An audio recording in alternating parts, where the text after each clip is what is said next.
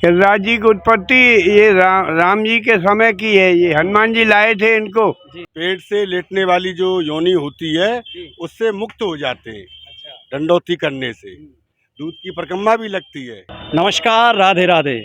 इस समय हम हैं गोवर्धन पर्वत गिरिराज जी पर। आप मेरे पीछे देख रहे हैं पूरा गोवर्धन पर्वत है। 21 किलोमीटर की परिक्रमा यहाँ पर लगती है और अब यहाँ पर 17 तारीख से लेकर के 5 दिन का मेले की यहाँ मुड़िया मेले की यहाँ शुरुआत होने वाली है। तो आइए आज की इस श्रृंखला में हम ये जानते हैं कि गोवर्धन महाराज की उत्पत्ति कैसे हुई और कैसे जो है यहाँ पर गोवर्धन में ये विराजमान हुए। तो हमारे साथ यहाँ गोवर्धन के कुछ ब्रजवासी हैं जो यहाँ बैठे हुए हैं, गिरिराज जी की पूजा आराधना करते रहते हैं ये। तो इनसे जानने की कोशिश करेंगे कि गिरिराज महाराज जी की उत्पत्ति कैसे हुई। राधे राधे जी। हाँ, राधे राधे। क्या नाम है आपका? मेरा नाम हरिशंकर है। हरिशंकर जी, तो गोसाई जी हैं आप यहाँ के? हाँ, ब्राह्मण हैं, हम पुजारी हैं यहाँ के। तो हमारे दर्शकों को आप बताइए कि किस तरह से गिरिराज महाराज जी की उत्पत्ति हुई थी। गिरिराज जी की उत्पत्ति ये राम जी के समय की है। ये हनुमान जी लाए थे इनको। जी, तो कैसे पूरी कथा बताइए, हमारे दर्शकों को विस्तार से बताइए। बताऊँ? शांति से बैठो, आप बैठ। तो बड़ा भाई जी, तो जब हनुमान जी लाए वहाँ सेत बंद गया। हाँ। तो पर उन्होंने मना कर दिया। जब लंका पर चढ़ाई करने वाले थे रामचंद्र जी, तो उससे पहले जो सेतु बनाया गया था उसी की बात कर रहे हैं। उसी की। तो वह सेतु बन गया तो उनसे मना कर दिया कि भाई अब मत लाओ कोई साधन। अच्छा। काम हो गया हनुमान उस राम जी का, और अब पर्वतों को रोक दो। तो यहाँ हनुमान जी लेके आए थे इसको। तो यहीं की यहीं उन्होंने यहाँ रख दिया और रख के फिर बोले कि चलो महाराज। तब बिन्ने कह रही हनुमान जी थे कि आपने क्या वचन भरा था कि जहाँ मुझको रख दोगे मैं वहाँ से आगे नहीं जाऊँगा।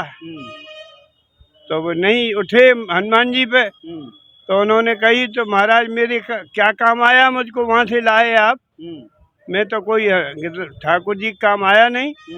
तो माने ऐसा है, उनसे हनुमान जी ने कही राम जी से हमारा ऐसे ऐसे मामला है। तो उनसे कह देना गिरिराज पर्वत जी से, ये द्रोणाचल के बेटा हैं जी, द्रोणाचल पर्वत से आए थे ये। तो मन महाराज मेरी कैसे काम आंगों में ठाकुर जी के। तो उन्होंने कह दिया द्वापर में तुम कृष्ण बन के पूजोगे। अच्छा। तो द्वापर जब आ गया तो भगवान ने इसको 7 दिन 7 रात नक पे धारण किया है, कन्नी उंगली पे जी। तभी से ये गिरिराज जी की मान्यता चली आ रही है। 5003 से कुछ वर्ष हो गए। अच्छा, इस गिरिराज पर्वत की पूजा हुई है। हाँ। अच्छा, तभी से शुरू हो गई है।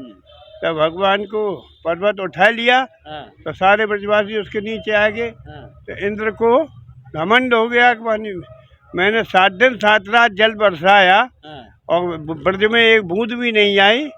जाकर देखूं तो सही ऐसी कौन सी दिव्य शक्ति है जो मैंने इतना जल बरसाया, एक बूंद जल नहीं ब्रज के अंदर सूखा पड़ा है। तो उन्होंने आकर देखा सारा दृश्य। तब उनकी समझ में आ, अरे इंद्र क्यों बैठ ठान रहा है कृष्ण से, जाकर माफी मांग ले, मन यहाँ नहीं चलेगी तेरी। तो फिर उनको ऐरावत हाथी, शाकरण घोड़ा और सुरभि गऊ भगवान कृष्ण को भेंट करिए।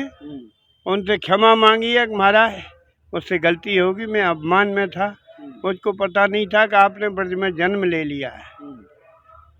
तब से ये गिरिराज जी की पूजा चली आ रही है। तो पूजा किस तरह से करते हैं, गिरिराज जी को कैसे प्रसन्न करते हैं? गिरिराज जी की पूजा दूध दही शहद घी बूरा ये पंचामृत से अभिषेक होता है गिरिराज जी का। पर वस्त्र धारण कराए जाते, भोग लगाया जाता है 56 भोग। तो 56 भोग लगता है, फिर आरती होती है भगवान की, फिर परिक्रमा होती है 4। परिक्रमा कितनी 4 लगती है गिरिराज जी की। और यहाँ पर और जो बड़ी परिक्रमा ये भगवान का चतुर्भुज रूप है। अच्छा, गिरिराज जी जो है। अच्छा, भगवान का चतुर्भुज रूप है। हाँ, 4 परिक्रमा लगती है गिरिराज जी की। अच्छा, तो यहाँ जो बड़ी परिक्रमा लगती है वो कितने किलोमीटर की होती है? ये 12 किलोमीटर की है और ये सामने वाली 9 किलोमीटर की। 12 और 9 21 किलोमीटर की। 21। अच्छा, तो इसकी परिक्रमा करने से क्या होता है गिरिराज जी जो की? भी कामना हो बोल के जा, वही काम पूर्ण हो जाएगा आपका। ये कलयुग का प्रत्यक्ष देव है। हाँ, तो प्रत्यक्ष देव हैं कलयुग के। कैसे कैसे परिक्रमा लगाते हैं? अभी हम रास्ते से आ रहे ये पे लगती है। रास्ते से आ रहे थे, कोई लेट रहा था, हाँ, कोई वो पैदल चल रहा- दंडवती है। अच्छा वो 6-7 दिन में लगती है। अच्छा। ये 5-6 घंटे में लग जाती पैदल। पैदल अगर चलें तो 5-6 घंटे 5-6 में लग जाती है, और जो लेट करके परिक्रमा दे तो 7 दिन लग जाएंगे। सांप की योनि छोड़ने की दंडौती लगती है। ये योनि मिलता है सांप का, हाँ। वो योनि दूर हो जाता है, ये दंडौती यूं लगती है। दंडौती परिक्रमा इसलिए लगाते हैं कि सांप की जो योनि है, जैसे सांप लेट के चलता है, ऐसे ही लेट के चलने से अगली बार जन्म सांप का नहीं मिलेगा। ये बात आई ना, बात ये है। लेटने वाली जी, हमारे साथ और भी यहाँ ब्रजवासी मौजूद हैं। जी सर, बोलिए क्या बता रहे थे? पेट से लेटने वाली जो योनि होती है उससे मुक्त हो जाते हैं अच्छा। दंडौती करने से। दूध की परिक्रमा भी लगती है हम्म। ठाकुर जी की 21 किलोमीटर की, 40 किलो 41 किलो दूध लगता है दोनों परिक्रमा में। परिक्रमा करते हैं, उसके बाद में ब्राह्मण भोजन कराते हैं। चैंटी चैंटा जीव जनावर हाथ से पैर से कोई मर जाता है, उसका पाप क्षीण करने के लिए अन्नदान होता है। अन्नदान का मतलब ब्राह्मण भोजन, ब्राह्मणों को भोजन करा के तो उसकी मुक्ति हो जाती है। तो इस समय हम दान घाटी के अंदर पर बैठे हुए हैं, और यहाँ हमारे साथ जो सेवायत हैं इनसे जानेंगे कि दान घाटी का क्या महत्व है, और गोवर्धन पर्वत जो है ये कौन है, कैसे ब्रज में ये सारी बात करेंगे। नमस्कार गोसाई जी, राधे राधे। तो सबसे पहले हमारे दर्शकों को अपना नाम बताइए। मेरा नाम दीपू पुरोहित, हाँ। सेवाधिकारी दान घाटी मंदिर गोवर्धन। तो हमारा जो दर्शक हैं हमारे ये जानना चाहते हैं कि यहाँ पर गिरिराज महाराज जो आए हैं, विराजमान हुए हैं, उनकी कथा क्या है, कैसे विराजमान हुए हैं? यहाँ पर मतलब एक पुलिस ऋषि थे, तो वो उनको गिरिराज जी महाराज को लेके आ रहे थे। तो उन्होंने गिरिराज जी महाराज ने उनसे वचन भरवाया था, मैं चलूँगा मैं आपके साथ, अगर यहाँ पे मुझे रख दोगे तो वहीं रुक जाऊँगा, वहाँ से अलावा मैं नहीं जाऊँगा। तो वो पुलिस ऋषि जी यहाँ लघु शंका के लिए रुके थे, तो उन्होंने अपना काम कर दिया था। फिर चालू उठाने लगे गिरिराज जी को, तो गिरिराज जी ने उनसे कहा था अपने वचन पर ध्यान दीजिए, मैंने आपको क्या वचन दिया था। तो वहाँ ने कहा था मैं एक दफ़े मुझे रख दोगे धरती में, फिर नहीं जाऊँगा मैं वहाँ से। तो उनको उठाने लगे, नहीं जाए। तो फिर पुलिस ऋषि महाराज जी ने उनको गिरिराज जी को श्राप दे दिया था, जाओ आज से 1 तिल रोज़ घटोगे आप। अच्छा। उस समय से 1 तिल रोज़ घटते हैं। और एक ये है, एक मतलब ये गोवर्धन पूजा यहाँ जब से चालू हुई थी, पहले इंद्रदेव की पूजा होती थी। अच्छा। तो इंद्रदेव कृष्ण भगवान ने जन्म लिया था, फिर गोवर्धन पूजा करवाई थी, तो उस दिन से ये पूजा होती है यहाँ भगवान की। इसमें से स्वयं कृष्ण भगवान प्रकट हुए थे, एक रूप से पूजत है दूज और पुजाए, सहस्त्र भुजा फैलाए के मांग मांग के खाए। जब भगवान ने सब ब्रजवासियों पर 56 भोग लगवाया था और इंद्रदेव ने बारिश की थी, तो ब्रज को डूबत से बताया था कृष्ण भगवान ने। ये यहाँ की वो है। यहाँ जो दान घाटी मंदिर है जिसके आप इस समय सेवायत हैं, तो उसका क्या महत्व है यहाँ? यहाँ भगवान कृष्ण ने दान लिया था गोपियों से। हाँ। बरसाने नंदगांव से गोपियाँ वहाँ कंस के लिए माखन लेके जाती थी, यहाँ भगवान छिपके बैठ जाते थे। तो अगर राजी से देती, राजी से जबरदस्ती मटकी फोड़ के ले लेते।